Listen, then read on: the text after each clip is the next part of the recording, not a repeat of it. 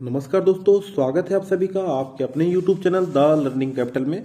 आज के वीडियो में हम बात करेंगे प्रतियोगिता दर्पण सार संग्रह का वार्षिक एडिशन, पूरे वर्ष भर के प्रतियोगिता दर्पण का सार संग्रह का डिस्कशन करेंगे आज हम। और आज के वीडियो में हम बात करेंगे पर्यावरण एवं जैव विविधता की।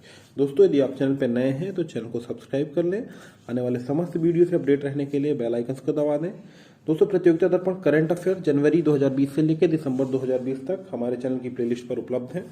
और प्रतियोगिता दर्पण सार संग्रह के वार्षिक एडिशन के अन्य सब्जेक्ट्स भी हमारे चैनल की प्लेलिस्ट पे उपलब्ध हैं, तो आप वहां से जाकर देख सकते हैं। चलिए आज का शुरू करते हैं। जैव विविधता का सबसे महत्वपूर्ण पहलू है, इसका सही उत्तर है पारिस्थितिक तंत्र का निर्वहन। आगे बढ़ते हैं। रेड डेटा बुक का प्रकाशन किसके द्वारा किया जाता है? तो इस बुक का प्रकाशन किया जाता है दोस्तों IUCN द्वारा, international union for conservation of nature. Red data books, इसमें जो लुप्त प्रजातियां हैं, एंडेंजर्ड एनिमल्स हैं, उन्हें स्थान दिया जाता है और IUCN द्वारा इसका प्रकाशन किया जाता है। आगे बढ़ते हैं। रामसर सम्मेलन संबंधित है, तो इसका सही उत्तर दोस्तों वेटलैंड के संरक्षण से, आर्द्र भूमि के संरक्षण से संबंधित है रामसर कन्वेंशन। दोस्तों, 1973 में ईरान के रामसर में यह सम्मेलन आयोजित किया गया था और इसमें दुनिया भर की आर्द्र भूमि, जितनी भी आर्द्र भूमि है, वेटलैंड्स है, उनके कंजर्वेशन की बात कही गई थी। वायुमंडल के प्राकृतिक संतुलन के लिए कार्बन डाइऑक्साइड की उपयुक्त सांद्रता कितनी मानी जाती है? तो इसका सही उत्तर दोस्तों 278 ppm, 0.03%। आगे बढ़ते हैं। अभीष्ट राष्ट्रीय निर्धारित अंशदान इंटेंडेड नेशनली डिटरमाइंड कंट्रीब्यूशन से तात्पर्य है। इससे तात्पर्य दोस्तों जलवायु परिवर्तन के लिए विश्व के देशों के लिए बनाई गई कार्य योजना से। नागालैंड के पर्वतीय वन बंजर होते जा रहे हैं, इसका प्रमुख कारण क्या है? इसका प्रमुख कारण दोस्तों झूम कृषि की जाती है, झूम एग्रीकल्चर की जाती है नागालैंड के पर्वतीय क्षेत्रों में, जिससे वहां की भूमि बंजर होती जा रही है। डचिगन अभ्यारण्य स्थित है, तो यह स्थित है दोस्तों जम्मू एंड कश्मीर में। पिन वैली राष्ट्रीय उद्यान अवस्थित है, पिन वैली नेशनल पार्क स्थित है हिमाचल प्रदेश के लाहौल एवं स्पीति जिले में।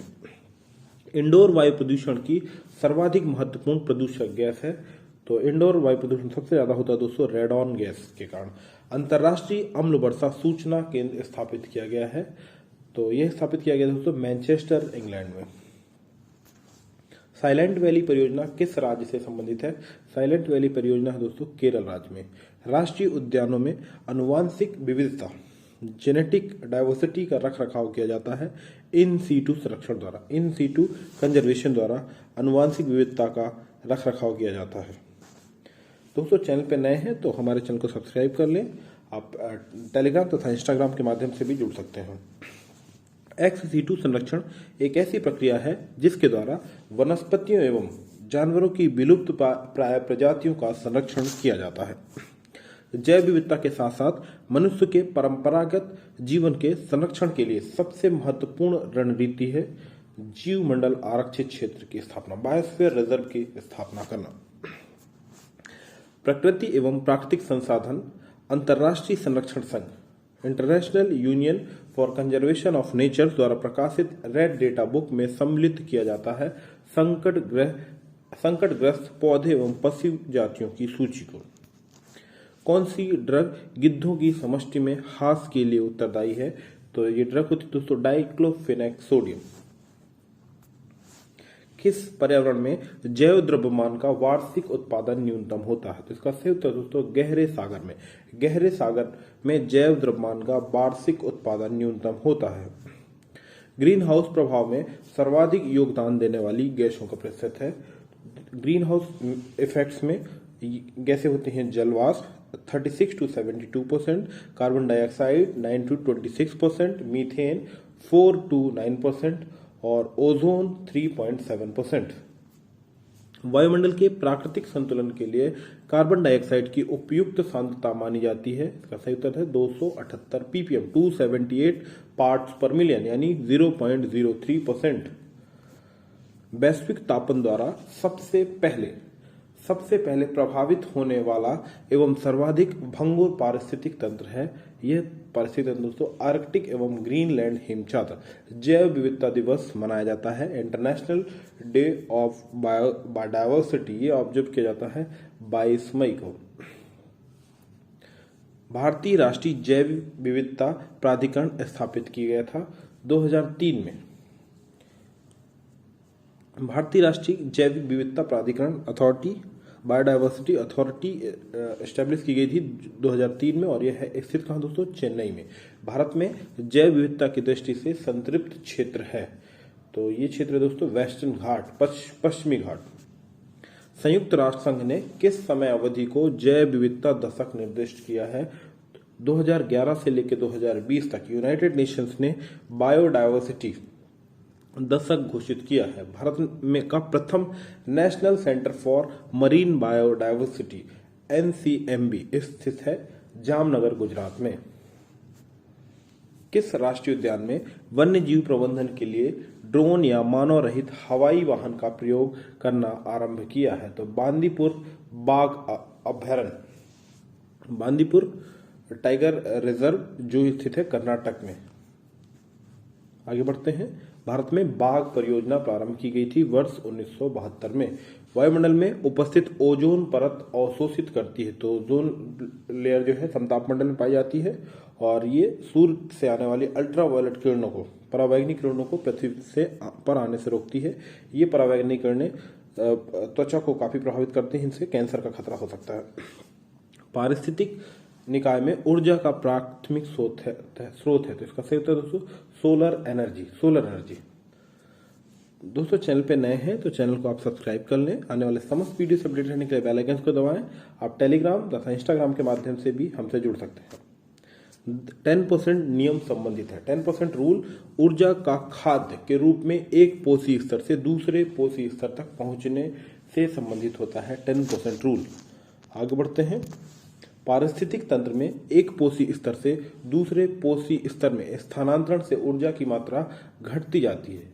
सही उत्तर दोस्तों घटती जाती है।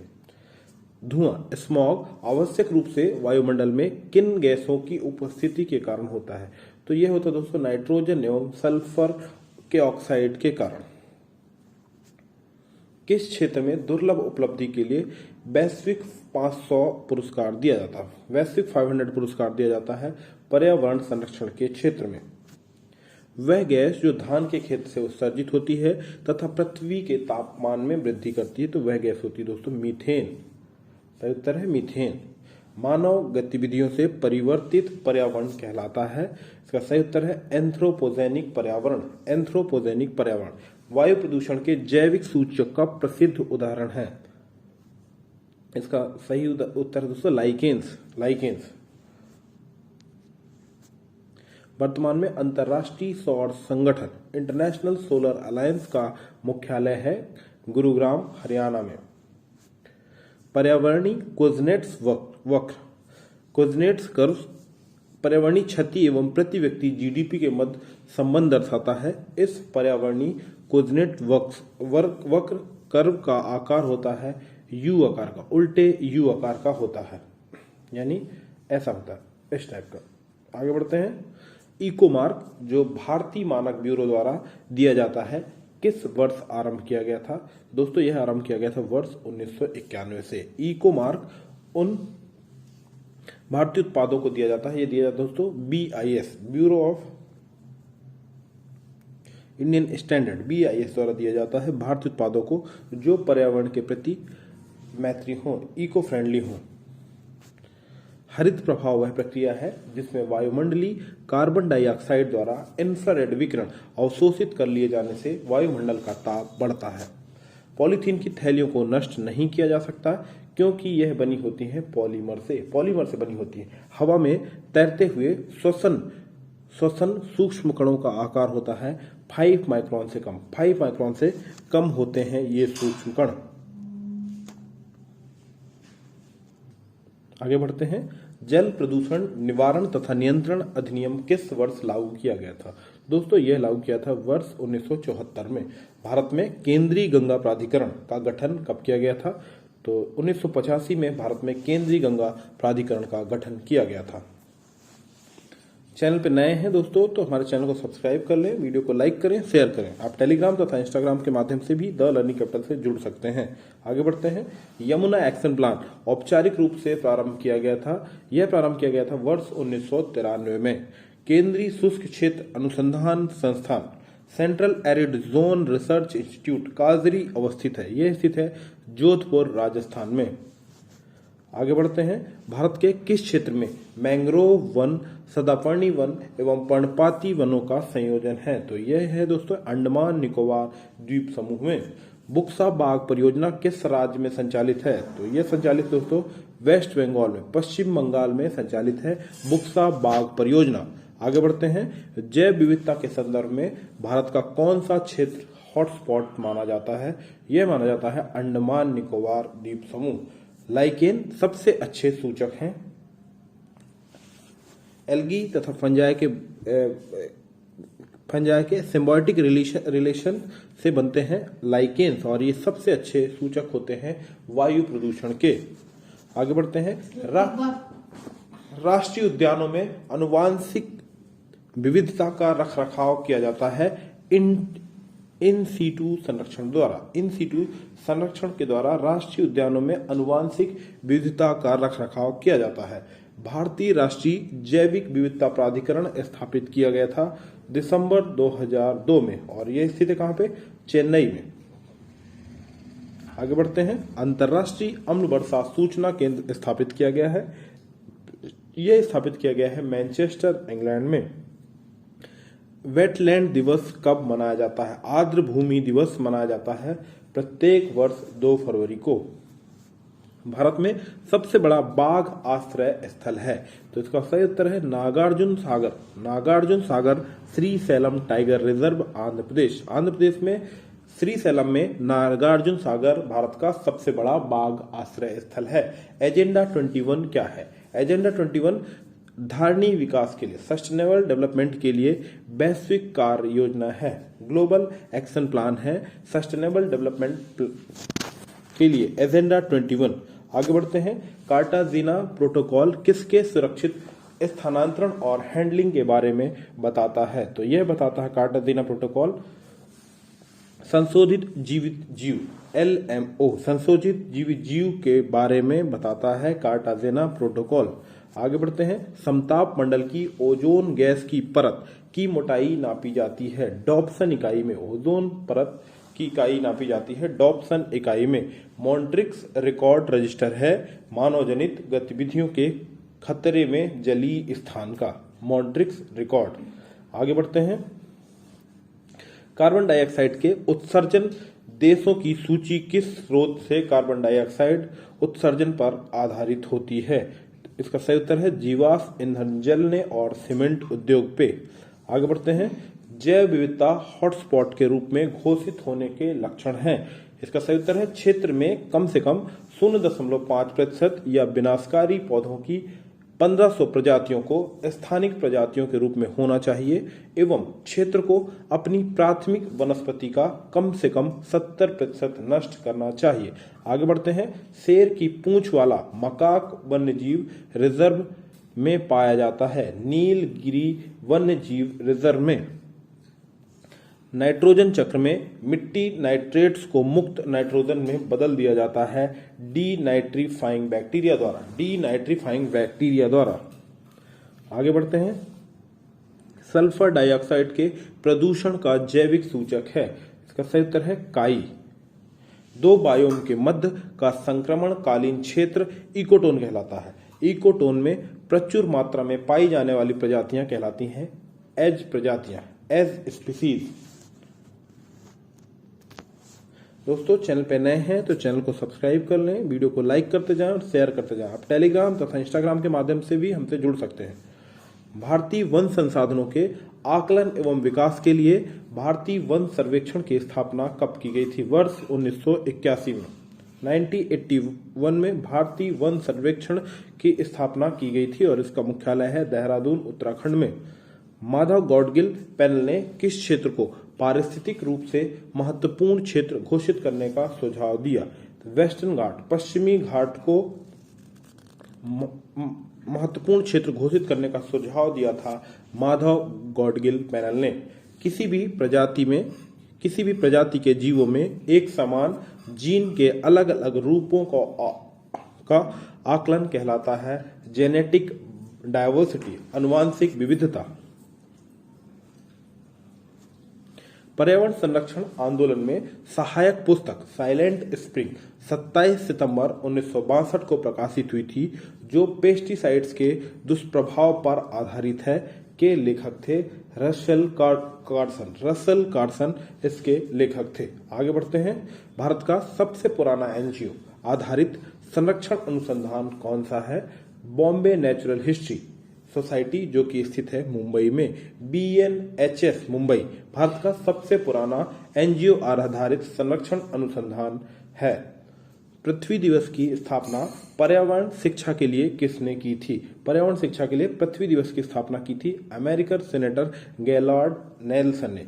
एक मनुष्य के जीवन को पूर्ण रूप से धारणी करने के लिए आवश्यक न्यूनतम भूमि को क्या कहा जाता है? इसे कहा जाता है निकेत। किसने सर्वप्रथम गहन पारिस्थितिकी डीप इकोलॉजी शब्द का प्रयोग किया था? अर्नीज ने सबसे पहले डीप इकोलॉजी शब्द का प्रयोग किया था। अपने प्रदूषण के कारण कौन सी नदी जैविक मरुस्थल कहलाती है? दामोदर नदी।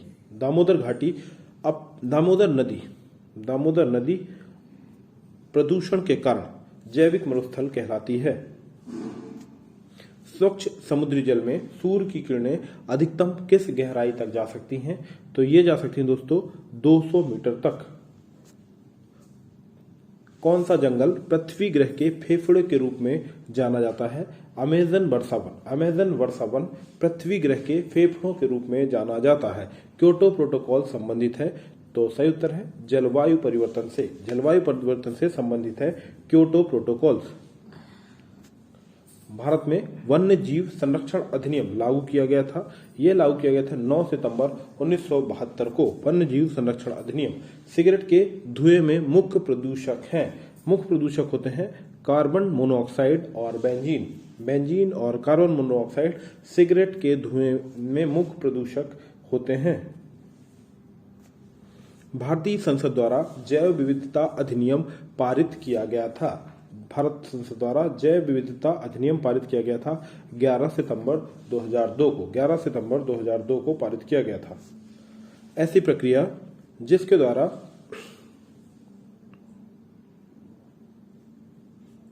वनस्पतियों एवं जानवरों की विलुप्त प्राय प्रजातियों का संरक्षण उनके प्राकृतिक आवास से पृथक कर किया जाता है, कहलाता है XC2 संरक्षण। जैव विविधता को अधिकतम संकट है प्राकृतिक निवास और वनस्पतियों के विनाश से। आगे बढ़ते हैं। विलगिरी रंगा मंदिर वन्यजीव अभयारण्य स्थित है कर्नाटक में।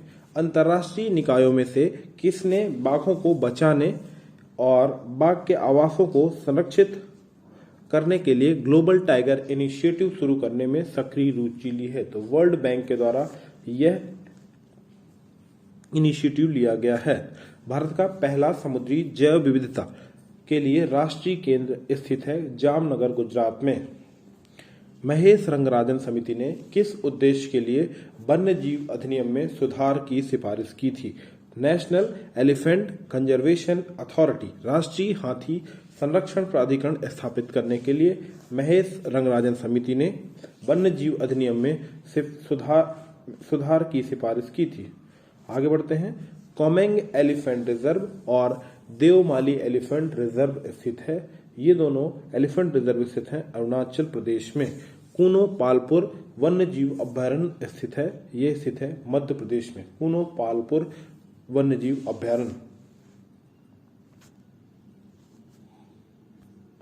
दोस्तों चैनल पे नए हैं, चैनल को सब्सक्राइब कर लें। आने वाले समस्त वीडियो से अपडेट रहने के लिए बेल आइकन को दबाएं। आगे बढ़ते हैं। वॉशिंगटन सम्मेलन संबंधित है खतरे में स्थित प्रजातियों से। भारत में स्वच्छ ऊर्जा उपकर लगाया जाता है गृह निर्मित कोयला और कोयला के आयात पर।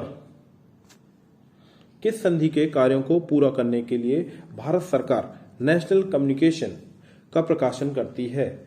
United Nations framework convention on climate change, UNFCCC, United Nations framework convention on climate change. Global warming की संभाव्यता मापने के लिए किस गैस का प्रयोग किया जाता है? कार्बन डाइऑक्साइड गैस का प्रयोग किया जाता है। आगे बढ़ते हैं।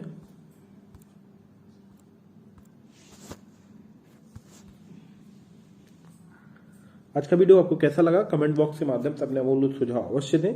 यदि चैनल पर नए हैं तो हमारे चैनल को सब्सक्राइब कर लें। दोस्तों, प्रतियोगिता दर्पण करंट अफेयर्स का वार्षिक एडिशन जल्दी आएगा। मंथली एडिशन जनवरी 2020 से लेकर दिसंबर 2020 तक के हमारे चैनल की प्लेलिस्ट पर उपलब्ध है। आप वहां से वीडियो देख सकते हैं। वीडियो को अंत तक देखने के लिए बहुत बहुत धन्यवाद।